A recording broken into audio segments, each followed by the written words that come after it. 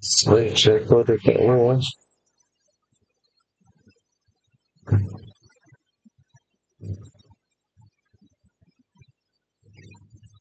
Tak masuk dia tak masuk sini. Kenapa ni? Oh, sudah.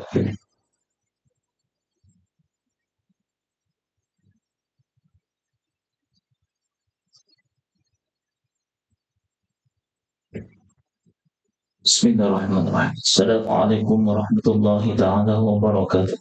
إن الحمد لله نحمده ونستعينه ونستغفره ونستهديه ونتوب إليه ونتوكل عليه ونعوذ بالله من شرور أنفسنا ومن سيئات أعمالنا من يهده الله فلا مضل له ومن يضلل فلا هادي له أشهد أن لا إله إلا الله وحده لا شريك له وأشهد أن سيدنا ونبينا محمدا عبده ورسوله اللهم صل وسلم وبارك على سيدنا وحبيبنا وشفيعنا وقدوتنا وإمامنا محمد صلى الله عليه وسلم وعلى آله وأزواجه وذريته وأصحابه ومن تبعهم بإحسان إلى يوم الدين سبحانك لا علم لنا إلا ما علمتنا إنك أنت العليم الحكيم رب اشرح لي صدري ويسر لي أمري واحلل عقدة من لساني يفقهوا قولي أما بعد Alhamdulillah syukur kita kepada Allah Subhanahu wa taala yang kurnianya sama-sama kita diberikan lagi ruang dan peluang untuk meneruskan agenda kehidupan kita di atas muka bumi Allah Ta'ala ini. Mudah-mudahan Allah Ta'ala kasih sayangnya. Itu juga Allah Ta'ala terus memberikan kita hidayah, tunjuk, taufik. Sama-sama kita menjadi hamba yang benar-benar beriman dan bertakwa. Dan begitu juga kita mendapat panduan daripada Allah Subhanahu Wa Ta'ala agar kita diselamatkan daripada segala apa juga mara bahaya dan kita menunaikan segala tanggungjawab kita sebagai seorang Muslim, menjadi seorang mukmin yang sejati, menjadi orang yang benar-benar beriman seperti mana firman Allah Subhanahu Wa Ta'ala, Ya ayyuhalladzina amanu taqullaha haqqa tuqatih. Wahai orang yang beriman, jadilah kamu, bertakwalah kamu dengan sebenar-benar takwa. Mudah-mudahan kita yang hadir ke rumah Allah Subhanahu Wa Ta'ala ini yang mengimarahkan setiap perjalanan, setiap langkah kita untuk menuju redha Allah Subhanahu Wa Ta'ala, diberkati, diterima segala amalan kita yang lalu di bulan Ramadan al-Mubarak. Mudah-mudahan Allah Subhanahu Wa Ta'ala menerima amalan kita. Taqabbalallahu minna wa minkum salihal a'mal. Amin ya karim. Baik, apa kabar tuan-tuan, sehat? Kabari waras kaifa halukum? Bikhair? Khair, bikhair itu baiklah. Okey. Baik, kita menyambung perbahasan berkaitan dengan menunaikan sumpah daripada surah An-Nahl. Surah An-Nahl, surah Lebah. Ada muka surat, perempuan boleh buka 277. Muka surat dari Mushaf Al-Quran 277, juzuk yang ke-14, bermula daripada ayat 90 sehingga ayat 92. Dan ini kita ambil daripada ayat 91 insya-Allah. Baik, kita baca dulu ayat itu, kemudian kita akan tengok perbahasan berkaitan dengan ayat tersebut. Dibuat muka surat 277 ayat 91, juzuk yang ke-14, surah An-Nahl, surah Lebah. Baik, boleh baca bersama dengan saya bacakan, tuan-tuan boleh. A'udzu billahi minasy syaithanir rajim. Bismillahirrahmanirrahim. 277 muka surat ayat 91, surah An-Nahl, juzuk yang ke-14. وَأَوْفُوا بِعَهْدِ اللَّهِ إِذَا عَاهَدتُّمْ وَلَا تَنقُضُوا الْأَيْمَانَ بَعْدَ تَوْكِيدِهَا.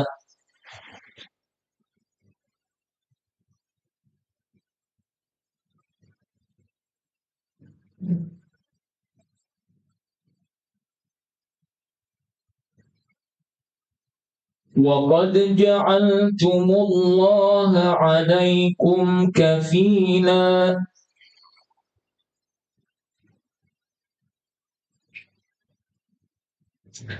إن الله يعلم ما تفعلون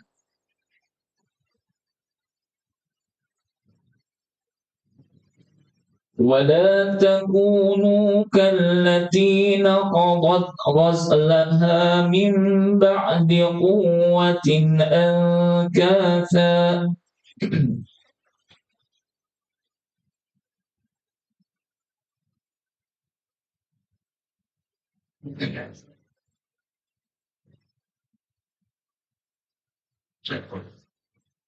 من بعد قوة أنكاثا تتخذون أيمانكم دخلا بينكم أن تكون أمة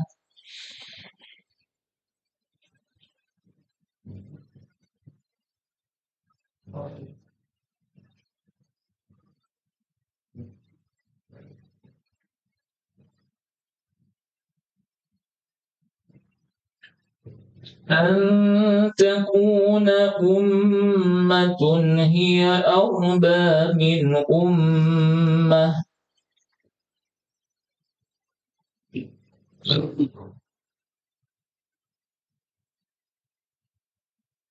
إنما يبلوكم الله به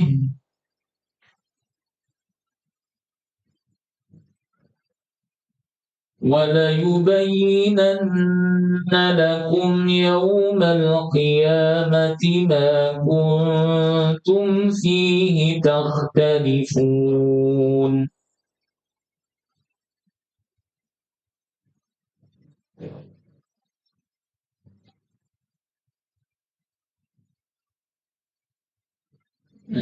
Allahumma.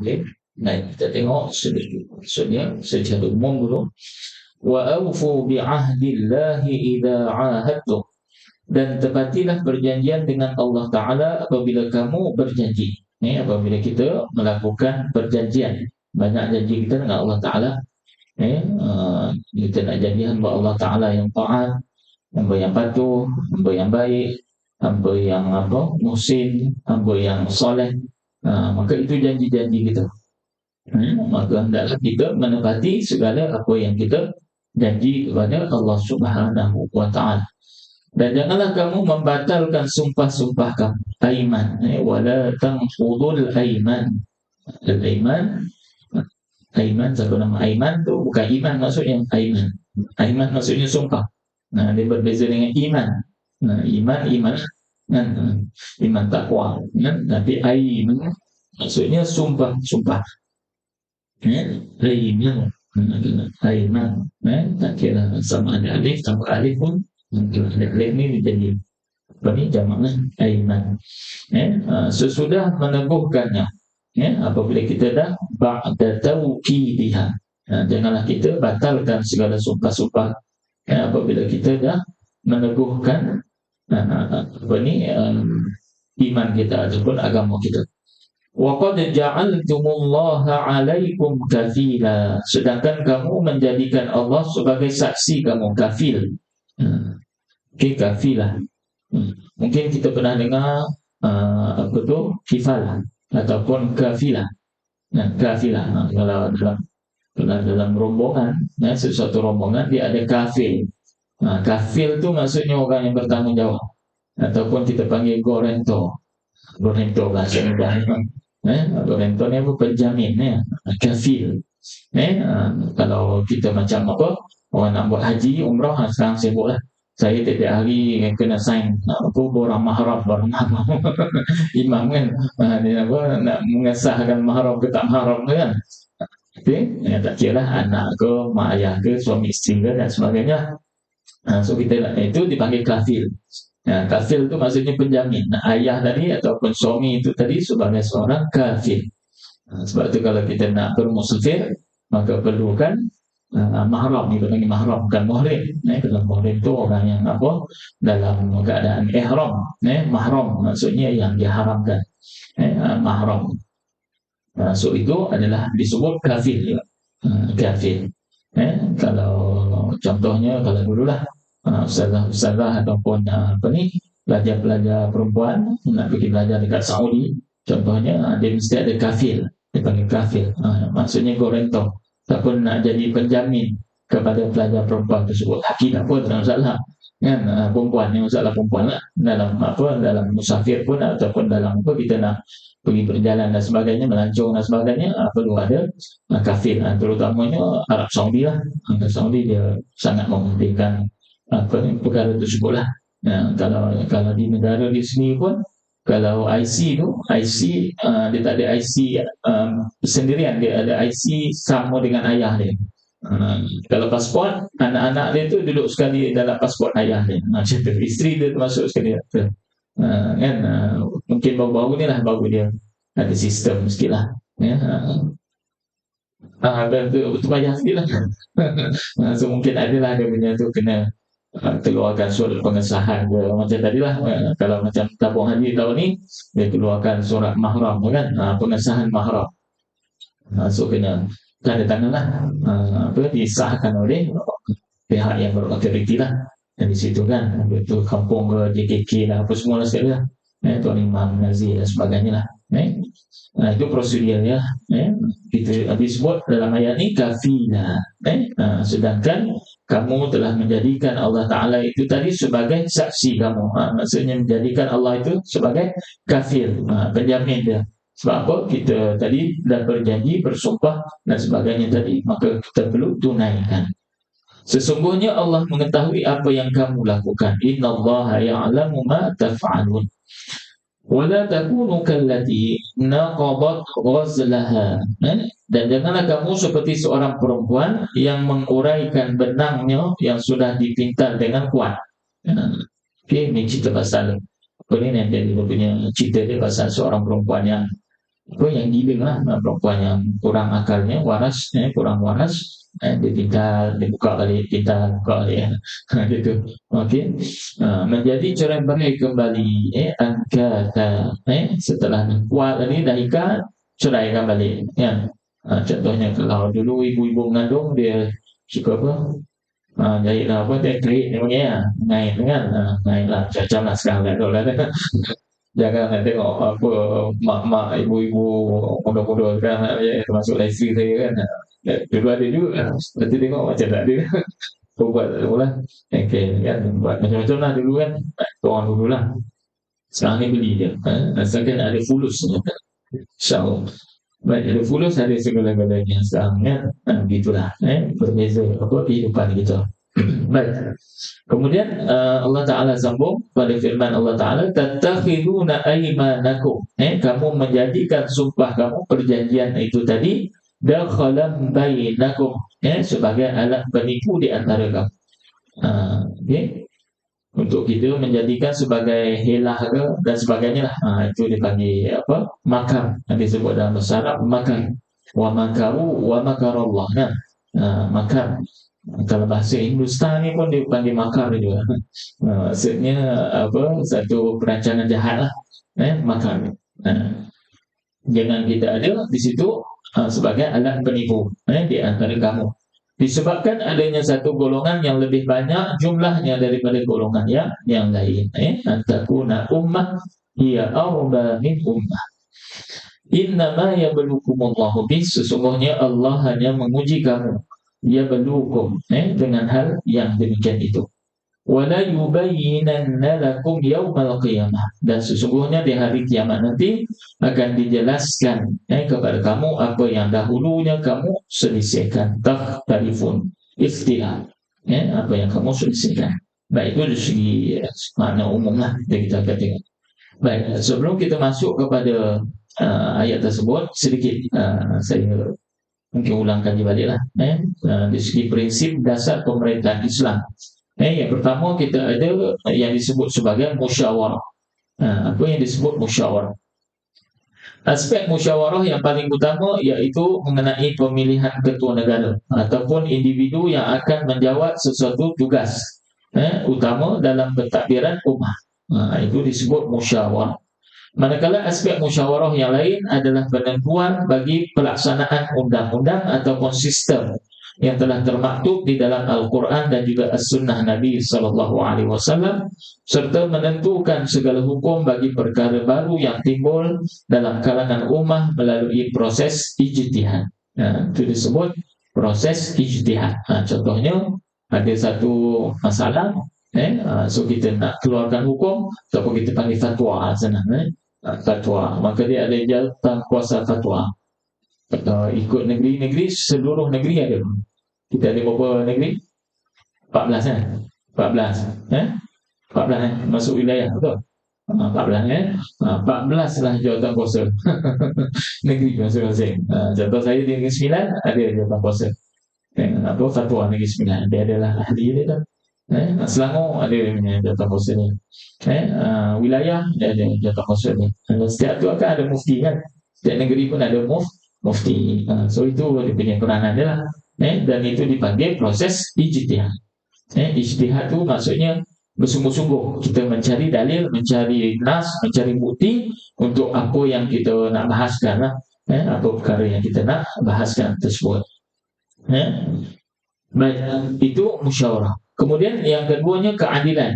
Ia berkaitan dengan keadilan sosial yang dijamin oleh sistem sosial dan sistem ekonomi Islam. Keadilan dalam bidang sosioekonomi tidak mungkin akan terlaksana tanpa wujudnya kuasa politik yang melindungi dan mengembangkan. Mesti adalah satu badan eksekutif kita panggil kan, badan yang berautoriti untuk menentukan sesuatu undang-undang, sistem dan sebagainya lah.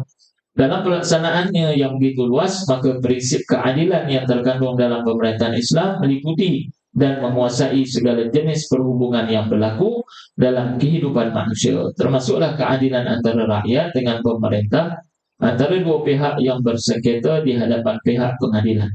Contohnya pembunuhan ke kes jenayah ke mahkamah yang akan memutuskan hukuman tersebut. Antara pasangan suami isteri, itu mahkamah syariah kan, ada apa-apa pergolakan ke, ada hak ke, nak tuntut hak ke dan sebagainya, maka kita perlu pergi ke pihak yang berautoriti. Dan di antara ibu bapa dengan anak-anaknya juga, di situ mesti ada sistem keadilan. Anak kita ada 5 orang, macam mana kita nak adakan sistem keadilan dalam keluarga kita tu, dalam rumah tangga kita tersebut. Itu pun dinamakan sistem keadilan. Oleh sebab itu, kewajiban berlaku adil dan menjauhi perbuatan zalim adalah antara asas utama dalam sistem sosial Islam. Pemeliharaan terhadap keadilan merupakan prinsip nilai sosial yang utama kerana dengannya dapat dikukuhkan kehidupan manusia dalam pelbagai aspek. So apabila ada keadilan itu tadi, maka hak-hak yang sepatutnya dapat, dia akan dapatlah. Orang miskin, dia dapatlah dia punya bahagian dia. Dia sebagai asnaf kan. Fakir miskin, anak yatim, orang ar-riqab, orang yang di dalam tahanan dan sebagainya, itu adalah dia punya orang kata hak masing-masing yang perlu diberikan, kebajikan mereka, dijaga kebajikan mereka. Baik, yang ketiga, kebebasan. Kebebasan yang dipelihara oleh pemerintahan Islam, iaitulah kebebasan yang berteraskan ma'ruf dan kebajikan. Bukan bebas sebebas-bebasnya. Tak ada. Macam hari ini kan, itulah antara ujian ataupun mehnah, tribulasi apa yang berlaku pada hari ini kan. Masyarakat ataupun rakyat, ialah dia boleh, kebebasan itu memang ada, tetapi kebebasan itu tidak sebebas-bebasnya. Dia ada juga dia punya had-had dia, ada hudud dia, yang perlu kita perlu sebagai seorang yang beriman, orang yang yang berakal, orang yang bijak, dia perlu menggunakan akal fikiran dia sebelum dia membuatkan sesuatu lah, sama ada dalam bentuk mesej ke, viral ke, dan sebagainya lah, keputusan dan sebagainya. Walaupun bebas, kita nak bebas mengkritik, bebas untuk kita nak bagi pandangan, cadangan, komen, komentar dan sebagainya. Tapi di sana masih lagi Islam itu mengajarkan, memandukan kita supaya ada had-hadnya. Bukan semua untuk kita main buka aja, main ni bebas sangat, tidak. Terlampau bebas, maka nanti akan jadi seperti negara-negara yang terlampau bebas sangat. Jadi Islam tu dah bebas sangat, tak kisah. Tak boleh. Islam tu dia ada hudud dia, ada apa dia punya had-had dia yang perlu kita batas. Menegakkan prinsip kebebasan yang sebenar adalah antara tujuan yang terpenting bagi sistem politik dan juga pemerintahan Islam, serta asas bagi undang-undang perlembagaan negara Islam. Kalau kita nak membentuk negara Islam, perlunya ada kepada dasar Islam. Dasar Islam itu dibuat oleh pemerintah. Pemerintah. Baik, yang keempat, persamaan. Apa yang dimaksudkan persamaan di sini iaitu persamaan dalam mendapat dan menuntut hak-hak, persamaan dalam memikul tanggungjawab menurut peringkat-peringkat yang ditetapkan oleh undang-undang perlembagaan, dan persamaan berada di bawah taklukan kekuasaan undang-undang. Kan? Untuk negara Islam, maksudnya ada sistem dia. Kalau kita contohnya zakat, kita ada Baitul Mal, kita ada lembaga zakat kampus, semualah setiap negeri ada. So tadi diagihkan kepada mereka asnaf semuanya. Persamaan tu nak tengok macam mana pula.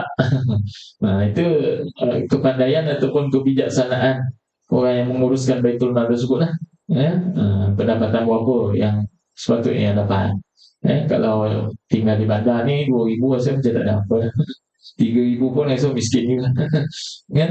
5,000 pun boleh lah. Okay. Kira boleh hidup lah. Cukup-cukup ya. Kan? Okay. So kalau 10,000 okay sikit lah. Ada sedap sikit lah. Boleh lah. InsyaAllah kan. Mungkin bagi kita yang kita pergi, kita tengok, kita pergi shopping kan, kita pergi masuk shopping kompleks dan sebagainya. Ramai orang Malaysia ni rasa nak macam kaya-kaya je. Itu yang kaya lah, yang ada lah. Yang tak ada tu ramai lagi kat luar sana tu. Yang duduk bawah titi kan, yang pergi lepangan. Kalau di Kuala Lumpur tu Masya Allah banyak lagi. Kita lagi gelandangan kan, ramai lagi. Ramai lagi orang yang susah, anak-anak yang susah, yang tak ada mak ayah pun ada kan, yang tak dapat sekolah pun ada. Ada lagi. Ada lagi di negara kita.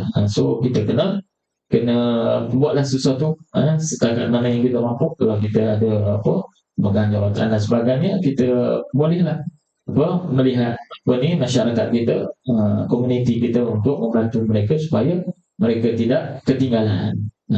Mereka tak tercicir, anak-anak tidak tercicir dalam sistem pendidikan, pergi sekolah, dapat pendidikan juga. Sebab itu sebagai satu jaminan untuk kehidupan mereka.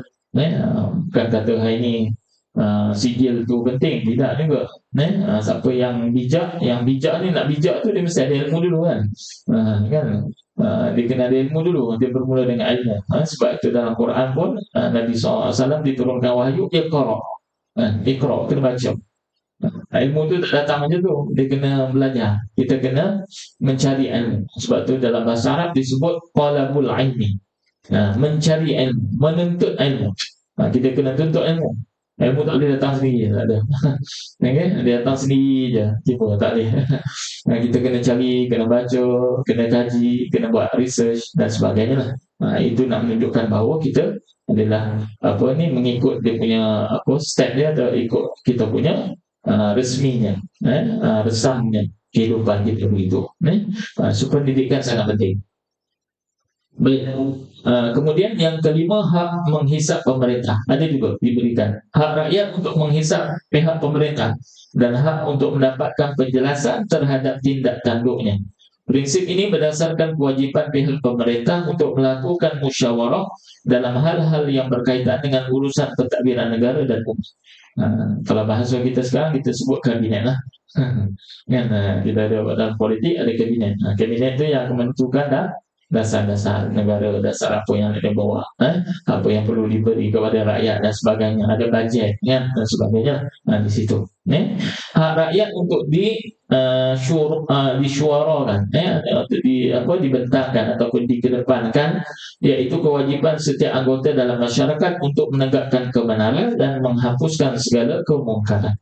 Amar ma'ruf nahi munkar. Mana yang ma'ruf, kalau yang membawa kepada kebaikan, kebajikan, maka kita bawa juga benda tersebut. Mana yang melanggar hak-hak agama, kemungkaran dan sebagainya pun perlu kita suarakan. Hal ini berdasarkan konteks pengertian yang sangat luas, yang mana hak untuk mengawasi dan menghisap tidak tanduk dan juga segala keputusan pihak pemerintah. Prinsip ini berdasarkan firman Allah Subhanahu wa taala dalam surah Al-Baqarah ayat 205. A'udzu billahi minasyaitonir rajim. وَإِذَا تَوَلَّى سَعَى فِي الْأَرْضِ لِيُفْسِدَ فِيهَا وَيُهْلِكَ الْحَرْثَ وَالنَّسْلَ وَاللَّهُ لَا يُحِبُّ الْفَسَادَ. Dan apabila ia berpaling daripada kamu, ia berjalan di atas muka bumi untuk mengadakan kerosakan padanya dan merosakkan segala tanaman dan binatang ternakan, dan Allah tidak menyukai akan kebinasaan. Sedangkan kita membuat satu-satu keputusan, satu-satu dasar itu adalah untuk memusnahkan, untuk memberikan kemungkaran ataupun membuatkan lagi kefasadan, kerosakan kepada manusia. Begitu juga firman Allah Ta'ala dalam surah Shad ayat 26, فَحْكُمْ بَيْنَ النَّاسِ بِالْحَقِّ وَلَا تَتَّبِعِ الْهَوَى فَيُضِلَّكَ عَنْ سَبِيلِ اللَّهِ إِنَّ الَّذِينَ يَضِلُّونَ عَنْ سَبِيلِ اللَّهِ لهم عذاب شديد بما نسوا يوم الحساب. Maka berilah keputusan di antara manusia dengan adil, dan janganlah kamu mengikut hawa nafsu kamu, kerana ia akan menyesatkan kamu daripada jalan Allah Subhanahu wa taala. Sesungguhnya orang yang sesat dari jalan Allah akan mendapat azab yang berat kerana mereka melupakan hari perhitungan. Kalau orang yang buat kefasadan, maksudnya dia tak percaya akan ada hari perhitungan, Yaumul Hisab. Kan? Dia buat ikut suka dia, tanpa ada batasan. Sebab apa? Dia rasa dia tidak akan ada apa-apa hari pembalasan nanti itu. Dia tidak akan dibalas semula. So dia buat ikut suka hati dia. Dia ikut hawa nafsu dia, ikut kepentingan dia dan sebagainya. Sebab apa? Dia tidak beriman kepada hari kebangkitan, hari kita akan dihisab di hadapan Allah Subhanahu wa taala. Baik.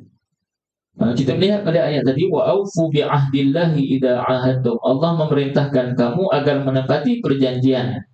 Oleh yang demikian, apabila kamu mewajibkan atas diri kamu suatu hak kepada sesiapa sahaja yang kamu mengadakan hubungan perjanjian dengannya, maka hendaklah kamu memenuhinya. Dalam perkara ini, setiap janji yang diwajibkan manusia atas dirinya adalah dengan kemahuan dirinya sendiri. Kan? Kita buat sesuatu janji, pasti kita, yalah, macam kita nak buat loan lah kan, kita nak pinjam duit kan, so mesti dengan kehendak kita lah, bukan orang paksa kita kan.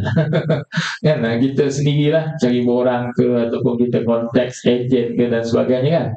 So kita sign semua, ada kontrak kan, perjanjian. Itu nama perjanjian, mithaq. Okay. So kita sendiri yang kena apa orang kata bertanggungjawab. Kita yang sendirilah yang perlu bertanggungjawab atas apa yang perjanjian kita lakukan. Apatah lagi dengan Allah Subhanahu Wa Taala. Baik, kemudian Allah Taala sebut wala tanqudul aymana ba'da tawkidiha. Janganlah kamu membatalkan sumpah-sumpah kamu sesudah kamu meneguhkannya. Janganlah kamu melanggar segala sumpah yang telah kamu ikat dan wajibkan atas diri kamu sendiri. Berdusta, melanggar dan merosakkan janji setelah menguatkannya, sedangkan dalam konteks janji kamu telah menjadikan Allah sebagai pengawas kamu. Allah Ta'ala yang melihat kita, Allah Ta'ala yang memantau kita lah.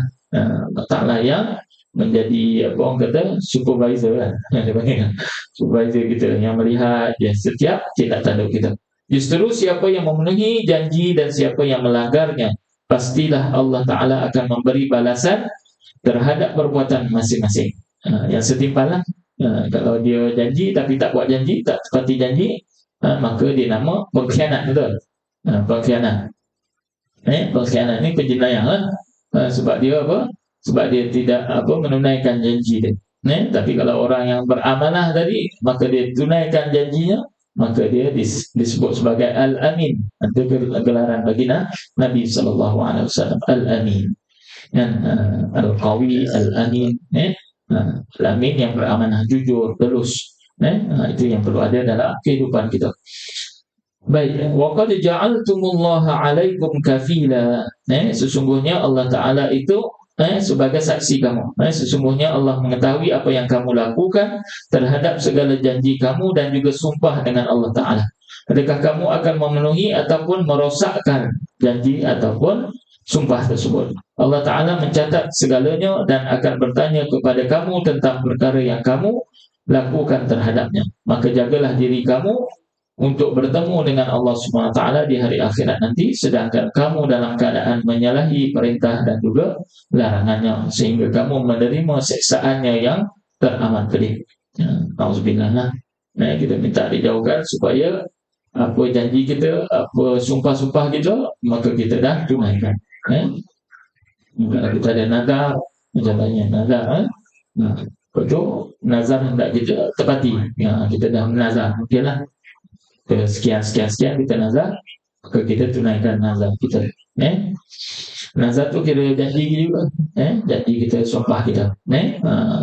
Aku bersumpah, kalau aku nanti senang, aku nak bawa mak aku pergi umrah, contohnya. Sekali Allah Ta'ala bagi rezeki kan dia kan, kerja semua senang, dapat naik pangkat apa semua. So jangan lupa untuk tunaikan janji tersebut. Itu kita janjilah. Walaupun orang tak tahu, kita sendiri saja yang tahu janji kita sendiri dengan Allah Subhanahu Wa Taala. Kebetulan dia berjanji dengan manusia, sesama manusia. Cubalah, kita cuba kan. Kalau tak dapat kita tunaikan, maka kita berikan penjelasan. Kita berikan apa ni supaya kita tak ada di situ pertelingkahan, tak ada pergaduhan dan sebagainya lah. Baik, seterusnya ayat 92, Allah Ta'ala sebut, janganlah kamu seperti seorang perempuan yang menguraikan benangnya yang sudah dibintan. Wahai kaumku, janganlah kamu merosakkan sumpah yang telah kamu teguhkannya dan memberikan janji setia kepada Tuhan kamu seperti perempuan yang merosakkan bintalannya setelah menguatkannya dan mengurangkannya kembali setelah menjadikannya suatu kekuatan disebabkan kebodohan dirinya sendiri. As-Suddi berpandangan dia adalah seorang perempuan yang bodoh di Makkah.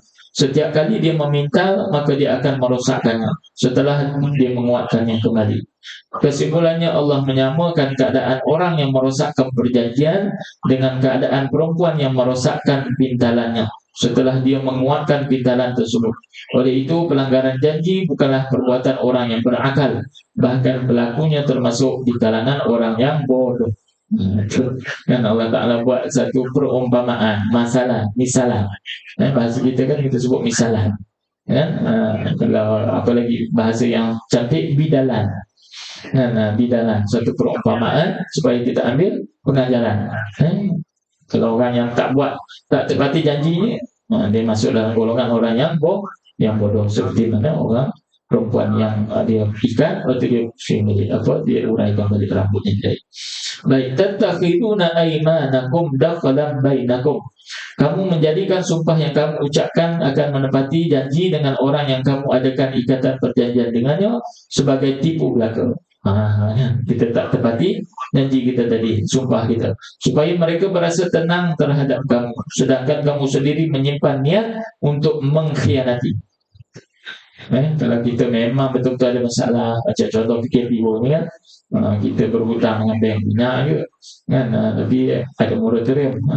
Tak apalah, dapat moratorium. Jadi orang yang berniaga tu kesian lah, banyak yang berhutang sebab juta-juta, tapi itulah, kadang-kadang macam-macam lah hikmah yang Allah Ta'ala bagi ni. Mungkin dalam PKP tadi dia lebih jadi orang yang mendekatkan diri kepada Allah Subhanahu Wa Taala. Dan dulu jarang-jarang pergi masjid, lepas tu dia pergi masjid, alhamdulillah.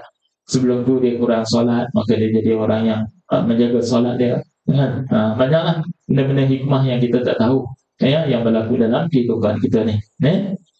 Itu semua mengajar kita supaya menjadi orang yang lebih baik. Kalau Allah Ta'ala bagi itu kepada kita, petunjuk-petunjuk tersebut, maka kita sangat beruntung, sebab kita sedang kita sedar diri kita, sempat untuk kita bermuhasabah diri kita kan.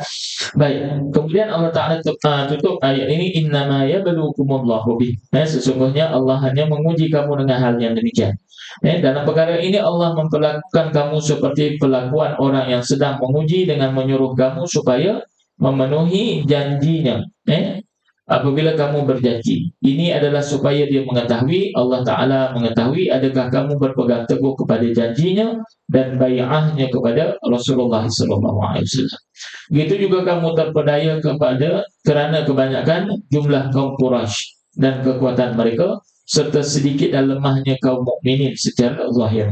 Nah, mungkin kita tengok satu kumpulan tu banyak ramai, mungkin dia kuatlah.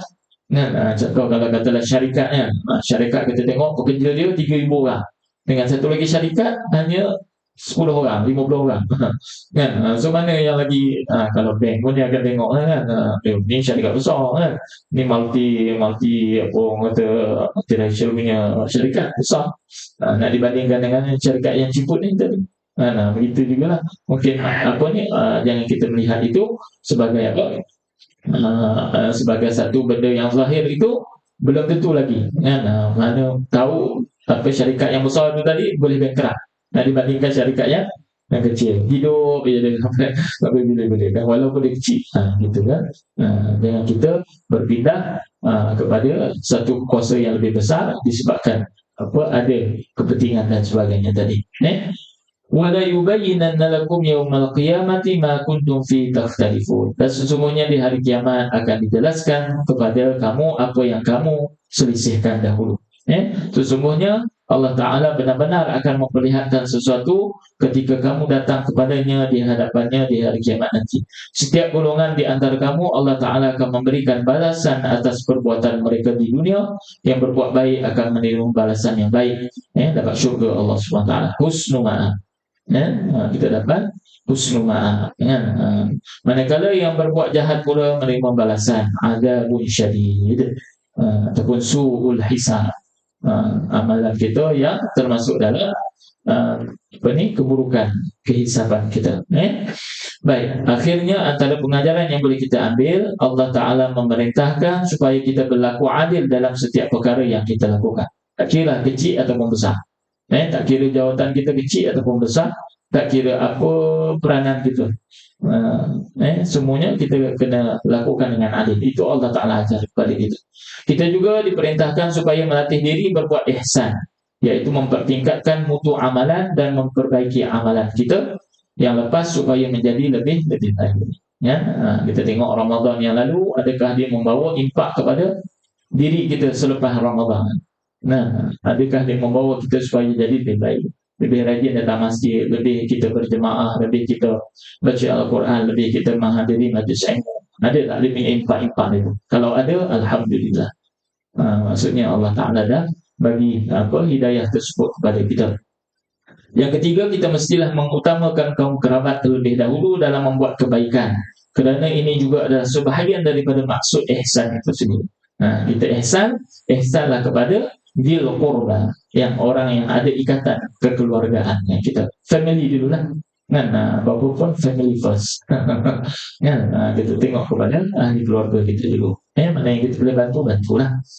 Allah Ta'ala melarang yang keempat, perbuatan yang keji seperti melakukan zina, yang mana akan merosakkan keturunan. Yang keenam, kita mestilah menjaga perhubungan sesama manusia dengan menjaga tingkah laku kita, agar tidak menimbulkan permusuhan. Seterusnya, Allah Ta'ala melarang bersikap berlebihan dalam mengejar kesenangan duniawi dengan mengikut hawa nafsu syahwat. Dan yang terakhir, kita juga dilarang mengikut dorongan amarah dengan melakukan kejahatan kepada orang lain dengan cara melakukan penganiayaan. Janganlah maksudnya kita menzalimi orang lain. Sebab apa? Sebab untuk kita, maka kita ambil. Tapi untuk orang lain, kita zalimi, kita letakkan tempat itu tidak dengan seadilnya. Baik, Wallahu'alam. Setakat itu dulu. Kita pun dah khatam kitab kita. InsyaAllah nanti cari kitab yang baru. Pula kitab ni, kitab implementasi hukum Quran ni dah habis, selesai. Alhamdulillah, nanti insyaAllah saya cari apa yang berkaitan yang boleh kita kongsikan. Wallahu'alam. Terima kasih semua yang hadir. Mudah-mudahan kita mendapat manfaat dan barakah daripada majlis yang kita hadiri ini. Allah Ta'ala sentiasa memberikan panduan kepada kita untuk menjadi hamba yang benar-benar beriman, beramal soleh, dan kita tetap istiqamah dalam taufik hidayah Allah Subhanahu wa taala dalam agama Islam kita. Amin ya rabbal alamin. Aqulu qawli hadza wa astaghfirullahal azim li wa lakum. Sudahi dengan tasbih kafarah dan suratul Asr. Bismillahirrahmanirrahim. Subhanakallahumma wa bihamdika asyhadu an la ilaha illa anta astaghfiruka wa atubu ilaik. Bismillahirrahmanirrahim. Wal 'asri innal insana lafi khusr illa alladziina aamanu wa 'amilus shalihaati wa tawassaw. Assalamualaikum warahmatullahi wabarakatuh.